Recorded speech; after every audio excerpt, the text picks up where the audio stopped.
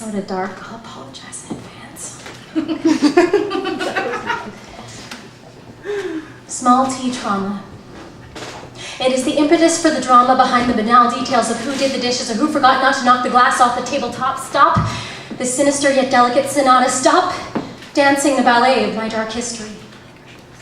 We both know all the notes, all the steps. There is no mystery at play here. We're professionals, and you have followed my cues like a skilled understudy, never missing a beat. Yet you simultaneously hold your seat in this vast auditorium stretching out in front of me as I flounder. Fuck up the lines so routinely. You've memorized this static in my voice, televised. It's not your fault that you were the best performer, the most suitable actor for the job, but now I can't afford to keep paying you with my dignity, my sanity, my oxygen, my hot shame. It is not the same, but it sure as hell feels like it. Stop! Stop. As I drop to the ground with an incapacitating arousal, I am transported back to a house full of fury and alienation, one where it was either empty exchanges or blind evisceration. Why do I still live there at the back of my mind? Why can't I find my sheets to tie to the edge of the bedpost to scale down the wall?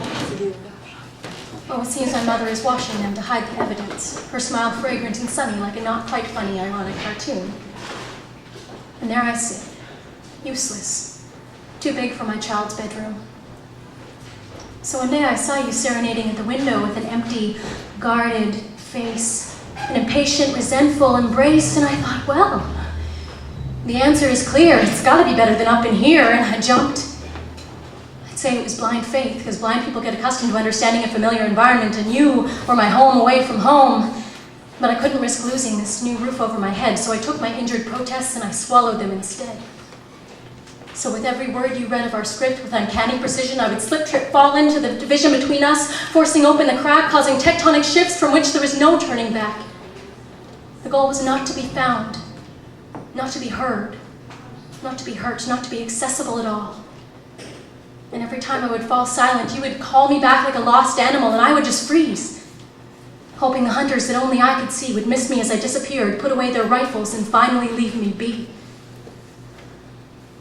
But the dark forest is lonely. Will the hunter give up the pursuit if he can be made to see that the kinship gained with the animal bears more fruit than the moot point of hunting what is already dead? Give me something new to believe in instead.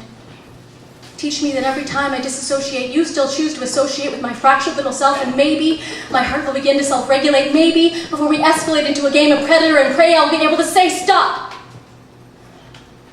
I am not going to live this way.